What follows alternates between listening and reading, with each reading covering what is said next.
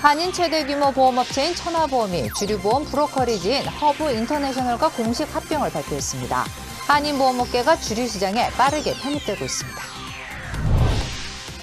한인 교계가 심각한 재정 타격을 받고 있는 것으로 나타났습니다. 인플레이션과 렌트비 상승 그리고 헌금 감소가 교계에도 직격탄을 주고 있습니다. 성범죄 혐의로 체포돼 재판을 받고 있던 50대 한인 남성이 구치소에서 숨진 채 발견됐습니다. 경찰은 장 씨가 스스로 목숨을 끊었다고 밝혔습니다. 최저소득 프로그램인 브리드 프로그램의 신청 접수가 오늘부터 시작됐습니다. 추첨으로 선정되며 수혜자는 3년 동안 매달 $1,000씩 받게 됩니다. 바이든 대통령이 사상 최대 규모로 비축유를 방출하겠다고 밝혔습니다. 이번 조치로 국제 유가가 급락하면서 남가주의 가솔린 가격도 크게 하락했습니다. 네, 3월의 마지막 날 이븐 뉴스 시작하겠습니다. 한인 보험업체인 천하보험이 이 주류보험 브로커리지 허브 인터내셔널과 공식 합병을 발표했습니다. 허브 인터내셔널이 이번에 업계 최대 규모 천하보험까지 인수하면서 한인 보험업계는 빠르게 주류시장에 편입되고 있습니다. 전영훈 기자가 취재했습니다. 미주 한인 보험업계의 대규모 지각 변동이 시작됐습니다. 천하보험은 오늘 주류보험 브로커 회사 허브 인터내셔널과 공식 합병을 전격 발표했습니다. 천하보험은 그동안 한인 최대 규모의 보험 에이전시로 자리매김해왔습니다. 천하보험을 인수합병하는 허브 인터내셔널은 직원 수가 14,000명에 북미 지역에 500개 지점을 둔 세계 5위권 글로벌 보험 브로커 회사입니다. 지난 2017년 4월 한인이 운영하는 시티보험을 합병한 이후 이제 천하보험까지 합병하게 된 겁니다. 천하보험은 이번 합병을 통해 더욱 개선된 고객 서비스를 제공할 것이라고 밝혔습니다. 합병 이후에도 현재 직원들이 계속 고객 서비스 업무를 지속하는 등 인적 변화는 없을 거라는 겁니다. 박기용 천하보험 대표도 계속 대표직을 유지하는 것으로 전해졌습니다. 허브가 지금 3보험도 샀고요. 그다음에 이번에 만약에 천하까지 인수를 하게 된다면 한인 사회에서 가장 큰 보험회사가 지금 다 허브 밑으로 들어가게 되거든요. 한인 보험업계에서는 이번 합병으로 한인 1, 2위 업체가 모두 허브에 합병되면서 독과점 현상을 우려하고 있습니다.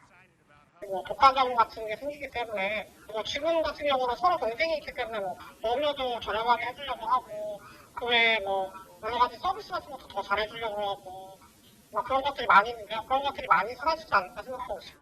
업계 일부에서는 허브 측이 LA 지역은 허브시티, 오렌지 카운티 지역은 허브 천하를 중심으로 한인 마케팅을 펼칠 것이라는 전망도 나오고 있습니다. LA에서 SBS 전영웅입니다. 인플레이션과 렌트비 상승이 한인 교계에도 직격탄이 되고 있습니다. 이 헌금까지 감소하면서 교계는 삼중고를 겪고 있다고 호소하고 있습니다. 이사면 기자가 취재했습니다. 한인 교계에 비상이 걸렸습니다. 인플레와 헌금 감소로 직격탄을 맞고 있기 때문입니다. 한인 교회는 대면으로 예배를 진행하고 있지만 출석률은 코로나 이전과 비교해 반토막이 났습니다. 출석률이 낮다 보니 교회 헌금도 50% 정도 감소했습니다. 소규모 교회는 재정난으로 보다 심각한 상황입니다. 이전보다 더 열심으로 모이는 분위기가 지금 많이 없어졌기 때문에 이것이 회복되려면 앞으로도 한 1, 2년 정도가 정상적인 기간이 있어야 회복될 수 있을 거라고 생각이 듭니다. 더구나 교계는 인플레이션으로 인해 엎친 데 덮친 격으로 고통을 받고 있습니다. 헌금이 크게 감소한 상황에서 인플레까지 겹치면서 심각한 재정난으로 이어지고 있습니다. 많은 교회들이 전처럼 회복되지 않았어요. 그런데다가 물가는 얼마나 비싸졌습니까? 음식값도 비싸지고. 고공행진하는 렌트비도 교계에게 큰 걸림돌이 되고 있습니다. 최근 LA 지역에서 상가 렌트비가 10에서 20% 정도 상승하면서 한인 교계가 막다른 골목으로 몰렸습니다. 한인 교계는 인플레의 헌금 감소 그리고 렌트비 인상까지 삼중고를 겪으며 직격탄을 맞고 있습니다. LA에서 SBS 이사면입니다. 네, 오늘 낮 베벌리힐스에 있는 루이비통 매장에서 절도 사건이 발생했습니다. 베벌리힐스 경찰국은 오늘 오후 1시 30분쯤 절도 신고를 받고 출동했다고 밝혔습니다. 경찰은 2명의 남성이 보안 요원을 넘어뜨리고 매장에 들어와 진열되어 있던 물건들을 훔쳐 달아나려다 체포됐다고 밝혔습니다. 보안 요원은 경미한 부상을 입었으며 체포된 용의자 2명은 중절도 혐의로 기소될 예정입니다. 성범죄 혐의로 체포돼 구금 중이었던 50대 한인 남성이 스스로 목숨을 끊었습니다. 페어팩스 카운티 셰리프국은 지난 29일 장경필 씨가 독방에서 숨진 채 발견됐다고 밝혔습니다. 검시국은 타살 흔적은 없었다고 발표했습니다. 숨진 장 씨의 지인들은 장 씨가 정신적 고통이 심해 극단적인 선택을 한 것으로 보인다고 전했습니다. 장 씨는 지난 1월 애난데일에 위치한 한 클리닉에서 20대 여성을 마사지해주다 성범죄를 저지른 혐의로 체포됐습니다. LA 카운티가 시행하는 최저소득 프로그램인 브리드의 신청 접수가 오늘부터 시작됐습니다. 추첨으로 선정되며 수혜자는 3년 동안 매달 $1,000씩 받게 됩니다. 이사면 기자가 자세히 설명해드리겠습니다. LA 카운티 슈퍼바이저 위원회는 최저소득 프로그램 관련 대상자들의 신청 접수를 받기 시작했다고 밝혔습니다. 프로그램의 수혜자는 매달 $1,000씩 앞으로 3년 동안 받을 수 있습니다. 코로나로 재정적으로 어려움을 겪는 개인이나 가정에 매월 $1,000씩 지원하는 프로그램입니다. 신청 자격 조건은 18세 이상으로 연소득이 $56,000 미만입니다. 4인 가구는 연소득 $96,000를 넘지 않아야 합니다. 수혜자는 데비카드를 통해 매월 $1,000를 지원받게 됩니다. 슈퍼바이저 위원회는 코로나로 재정적으로 어려움을 겪는 빈곤층은 이번 프로그램을 잘 활용하라고 당부했습니다. 이 프로그램 마감일은 오는 4월 13일이며 선착순이 아닙니다. LA 카운티 웹사이트를 통해 최저소득 프로그램에 대한 자세한 정보를 얻을 수 있습니다. LA에서 SBS 이사면입니다. 네, 다음 소식입니다. 전문직 취업비자 H-1B의 추첨이 오늘 종료됐습니다. 어느 해보다 당첨될 확률이 낮았다고 합니다. 김윤아 기자가 보도합니다. 모두 8만 5천 개의 쿼터가 배정돼 있는 전문직 취업비자 H-1B 추첨이 오늘 종료됐습니다. 올해 신청자는 40만 명이 넘는 것으로 추정됐습니다. 5명 중 1명만이 취업비자를 받을 수 있게 된 겁니다. 코로나가 안정세를 보이면서 지난해보다 신청자가 30% 이상 급증했습니다. 올해 거의 한 40만 명 넘게 신청하지 않았나 싶어요. 그 어느 때보다도 추첨률이 낮았던 것 같고 예전에 30-40%가 됐다면 지금은 20% 안팎으로뿐이 안 된 것 같아요. 연방이민국은 1차 추첨자 중에서 자격에 미달하는 수만큼 다시 추첨을 통해 선정할 예정입니다. 지난해의 경우 추가 추첨자 비율은 20% 정도였습니다. 미달이 되게 되니까 결국은 그 결원을 채우기 위해서 2차에서 12% 정도가 추첨에 당첨이 되었고 3차 추첨에는 8% 신청자가 추첨에서 탈락한 신청자들은 상황에 따라 다른 비자를 다시 신청해야만 합니다. 학교로 돌아가시고 또는 풀타임으로 일을 할 수 있는 학교 프로그램도 있습니다. 또 한국계 회사인 경우에는 E2라는 신분으로 또한 예술인 비자, O 비자라는 게 있습니다. 지난 2월 4일 연방하원을 통과한 한국인 전용 취업비자 법안은 현재 상원에 계류 중입니다. 이 법안에서 한국인을 위한 취업 전용 비자, 현재는 E4로 명칭이 되어 있는데 이제 하원을 통과하고 사원 통과를 앞두고 있는데 한국인 취업비자 법안이 통과되지 않는 한 취업비자 신청자들의 고통은 계속될 것으로 보입니다. LA에서 SBS 김윤하입니다. 네, 가스값 드디어 낮아질까요? 바이든 대통령이 국제유가가 치솟자 사상 최대 규모로 비축유를 방출하겠다고 밝혔습니다. 미국의 조치로 국제유가는 급락했습니다. 먼저 뉴욕에서 김종원 특파원입니다. 바이든 대통령은 유가 급등의 책임이 푸틴 대통령에게 있다는 점을 확실히 했습니다. Our prices are rising because of Putin's action. There isn't enough supply. And the bottom line is if we want lower gas prices, we need to have more oil supply right now. 그러면서 앞으로 6개월간 매일 100만 배럴씩 약 1억 8천만 배럴을 방출하기로 했습니다. 이는 사상 최대 규모로 바이든 대통령은 전시 비상책이라고 강조했습니다. 바이든은 미국 정유사들이 현재 상황을 이용해 이윤만 챙기고 있다며 기업에 과태료를 부과해서라도 연말까지 증산을 하겠다고 밝혔습니다.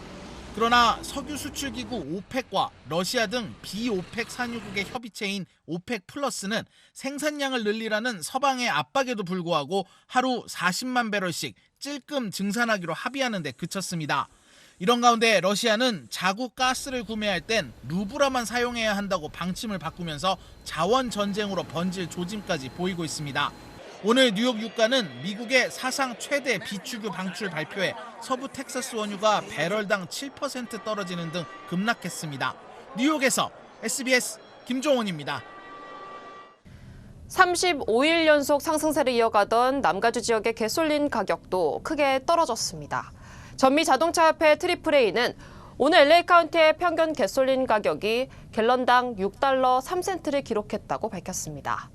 어제보다 1.9센트나 하락한 것으로 이는 지난 2020년 4월 이후 가장 큰 감소폭입니다.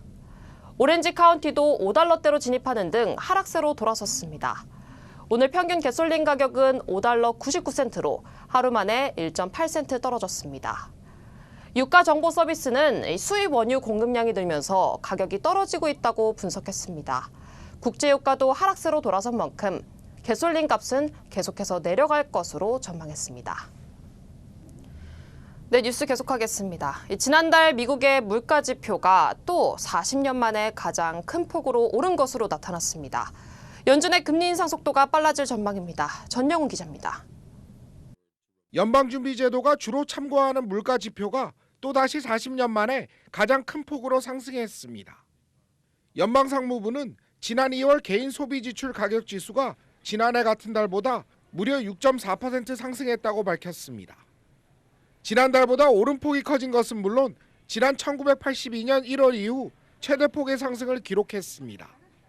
변동성이 높은 에너지와 식료품을 제외한 근원 PCE 가격지수도 지난해 같은 달보다 5.4%나 올랐습니다. 지난 1983년 4월 이후 가장 큰 폭의 상승률을 기록했습니다. 지난달과 비교하면 개인 소비 지출 지수가 0.6%, 근원 가격 지수가 0.4% 각각 상승했습니다. 특히 근원 PCE 가격 지수는 연준이 가장 정확한 물가 지표로 여기고 있습니다. 앞으로 한 번에 금리를 0.5%포인트 올려야 한다는 매파들의 목소리도 함께 커질 것으로 전망됩니다. 지난달 인플레이션 속도가 빨라졌다는 이번 결과로 물가 상승 압력에 촉각을 곤두세우고 있는 연준의 고민이 더욱 깊어지고 있습니다. LA에서 SBS 전영웅입니다. 지난주 신규 실업수당 청구 건수가 갑자기 증가한 것으로 나타났습니다. 연방노동부는 지난주 신규 실업수당 청구 건수가 20만 2천 건으로 집계됐다고 밝혔습니다. 이는 52년 만에 최저치를 기록했던 전주보다 1만 4천 건이나 증가한 수치입니다. 전문가 전망치보다도 많았습니다. 전문가들은 일시적인 현상일 가능성이 크다고 분석했습니다. 기업들이 여전히 구인난을 겪고 있는 만큼 금세 해소될 거라고 내다봤습니다.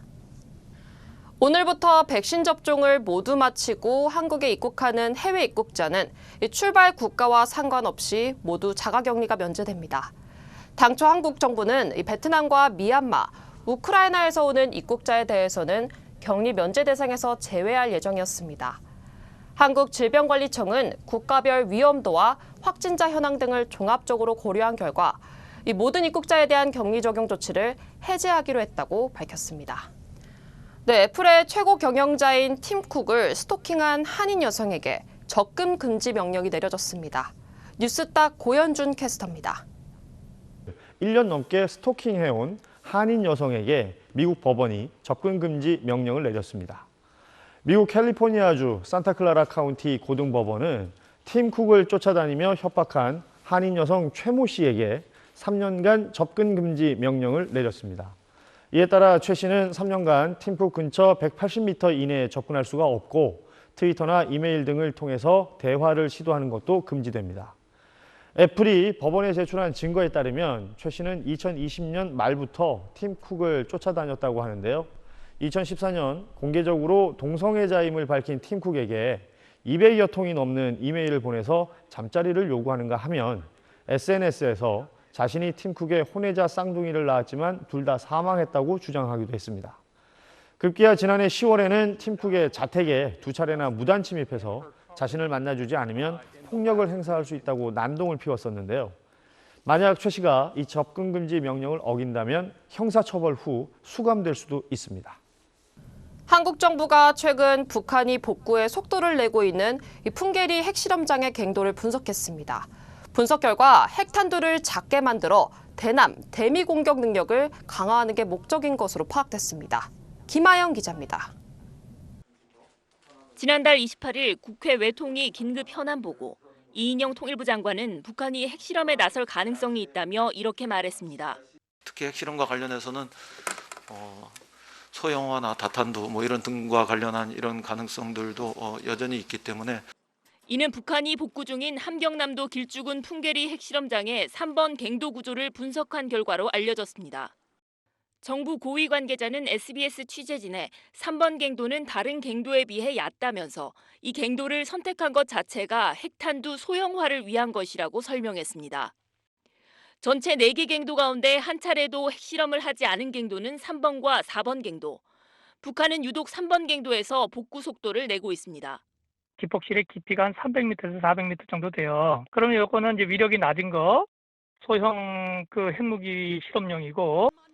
북한이 핵탄두를 단거리 탄도미사일에 탑재할 수 있을 정도로 작게 만드는 데 성공하면 대남 핵공격 수단이 그만큼 많아지는 겁니다. 이 고위 관계자는 또 북한이 소형화와 함께 다탄두를 개발하고 있는데 미국 워싱턴과 뉴욕을 동시 타격하려는 목적이라고 밝혔습니다. 북한이 개발 중인 ICBM급 화성 17형은 탄두 여러 개를 한꺼번에 날려보낼 수 있는 다탄두 형상을 하고 있습니다. SBS 김아영입니다. 네, 우크라이나 소식입니다. 러시아군이 군사활동을 줄이겠다던 약속과 달리 공격을 멈추지 않고 있습니다. 먼저 김석재 기자의 보도입니다. 러시아군이 우크라이나 방공기지를 공격해 폭발이 일어납니다. 또 다른 지역의 학교는 폭격으로 참혹한 폐허로 변했습니다. 군사활동을 축소하겠다는 말과 달리 러시아군은 5차 협상 이후에도 이처럼 공격을 멈추지 않고 있습니다. 러시아는 5차 협상 결과 커다란 진전은 없었다고 밝혔습니다. 협상이 건설적이었다는 협상단장의 말을 하루 만에 뒤집은 겁니다. Целью перегруппировки российских вооруженных сил является активизация действий на приоритетных направлениях и прежде всего завершение операции по полному освобождению Донбасса. 젤렌스키 우크라이나 대통령은 이제 어떤 말도 믿지 않는다며 영토를 지키기 위해 싸울 것이라고 역설했습니다. Але також бачимо, що у цей же час відбувається накопичування російських військ для нових ударів на Донбасі. І до цього ми готуємо. 협상에서 러시아와 합의한 것으로 알려진 중립국화를 위한 국민투표도 러시아군이 철수한 후에야 가능하다는 입장을 밝혔습니다. 미국 역시 군사활동을 줄이겠다는 러시아의 주장을 의심하고 있습니다. 미 국방부는 러시아가 전열을 정비해 재배치할 것으로 예상했습니다. They're going to refit these troops, resupply them, and then probably employ them elsewhere in Ukraine. 보리스 존슨 영국 총리는 러시아군이 우크라이나에서 완전히 철수할 때까지 러시아에 대한 제재를 계속 강화해야 한다고 주장했습니다. SBS 김석재입니다. 러시아 측에서 제안한 마리우폴의 민간인 대피 작업도 순탄치 않다고 합니다. 한세영 기자입니다. 우크라이나 수도 키이우와 북부 체르니히우 등 4곳에 대한 러시아의 공습이 집중적으로 이어지고 있다고 CNN이 미 국방부 고위 당국자를 인용해 보도했습니다. 이 당국자는 러시아가 지난 24시간 동안 전투기를 300회 이상 출격시켰다면서 특히 키이우는 공습으로 상당한 위협에 놓였다고 설명했습니다. 러시아는 앞서 그제 수도 키이우와 체르니히우를 비롯한 우크라이나 내에서 군사활동을 축소하겠다고 밝혔습니다. 현재까지 키이우를 에워쌌던 러시아군의 20%가 다른 곳으로 이동하긴 했지만 전열 정비를 위한 재배치로 보인다고 미국은 밝혔습니다. 이런 가운데 우크라이나 정부는 러시아가 정전을 제한한 남부 항구 도시 마리우폴에 민간인 대피를 위한 피난버스 45대를 급파했습니다. 하지만 러시아군이 검문소에서 버스를 통과시키지 않아 피난민 탈출 작업이 여의치 않은 상태입니다. Але у більшості випадків російські військові не випускають людей на вільну територію України і не допускають будь-які гуманітарні вантажі. 마리우폴은 러시아군의 무차별적인 폭격으로 주택 대부분이 파괴됐고 식량과 물, 전기 등의 공급도 끊겼습니다. 또 시민 40만 명 중 16만 명이 고립된 상태입니다. 우크라이나와 러시아는 오늘 화상회의 방식으로 평화협상을 이어가는데 안보 보장을 전제로 한 우크라이나의 중립국화 문제가 집중 논의될 걸로 보입니다. SBS 한세현입니다. 오미크론이 확산하고 있는 중국에선 상하이를 비롯해 여러 도시들이 봉쇄됐습니다. 일부 봉쇄된 지역에서는 주민들이 식료품을 제대로 구하지 못해 단체로 항의하는 등 혼란이 이어지고 있습니다. 베이징에서 송욱 특파원입니다. 도시가 봉쇄된 지린성 창춘. 한 노인이 식료품 가게 앞에서 물건을 팔아달라고 간청합니다.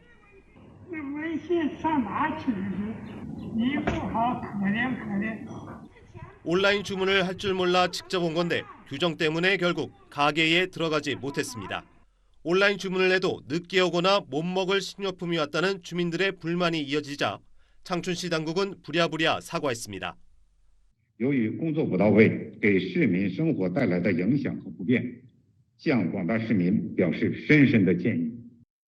도시를 동서로 나눠 4일씩 봉쇄에 들어간 상하이는 사재기와 함께 껑충 뛴 식료품 가격이 문제가 되고 있습니다. 일부 봉쇄 지역 주민들은 단체 항의를 벌이기도 했습니다.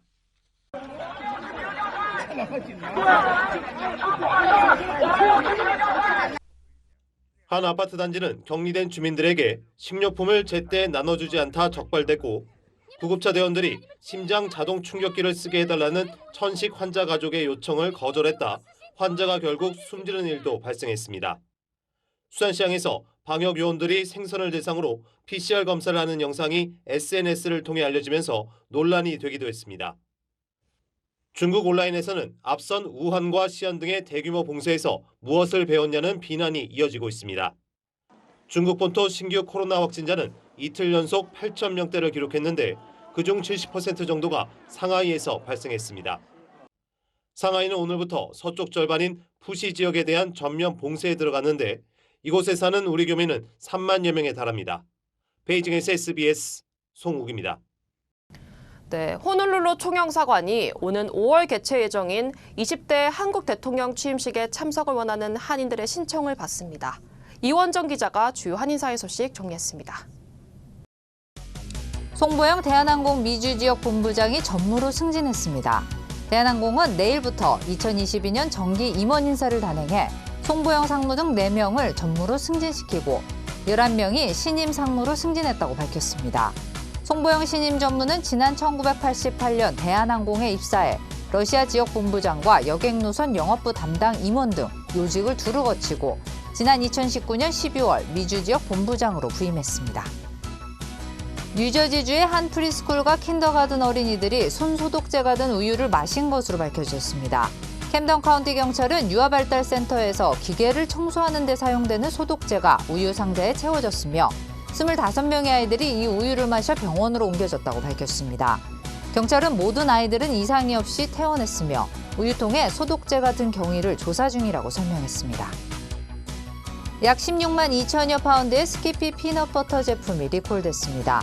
스키피 푸주사는 제조 과정에서 금속이 함유됐을 가능성이 있다며 유통기한이 오는 2023년 5월 4일, 5일, 6일, 7일, 10일인 스키피 리듀스드 팻 크리미 피넛버터 제품과 리듀스드 팻 크런치 피넛버터, 프로틴이 함유된 크리미 피넛버터 블렌드 등 3가지 제품을 리콜했습니다.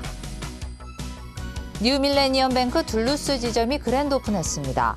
뉴밀레니엄뱅크는 지난 2016년 애틀란타에 대출 사무소를 개설한 지 6년 만에 첫 지점을 열게 됐다며 앞으로 애틀란타 한인사회 비즈니스 활성화에 도움이 되는 주춧돌이 되겠다고 밝혔습니다. 주 호놀룰루 총영사관이 오는 5월 10일 개최 예정인 제20대 대한민국 대통령 취임식에 참석을 원하는 한인들의 신청을 받습니다. 총영사관은 참석을 원하는 한인들은 신청서를 작성해 오는 4월 5일까지 이메일이나 우편으로 접수하면 된다고 밝혔습니다.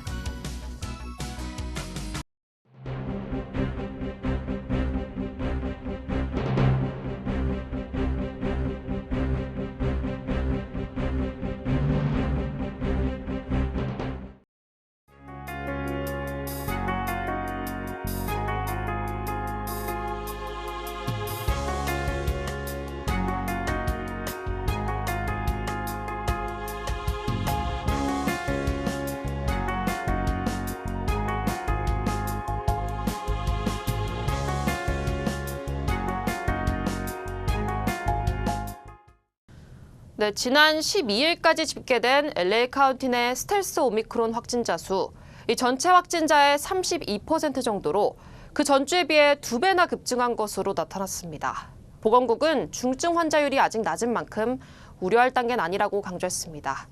뉴스 마치겠습니다. 시청해주신 여러분 고맙습니다.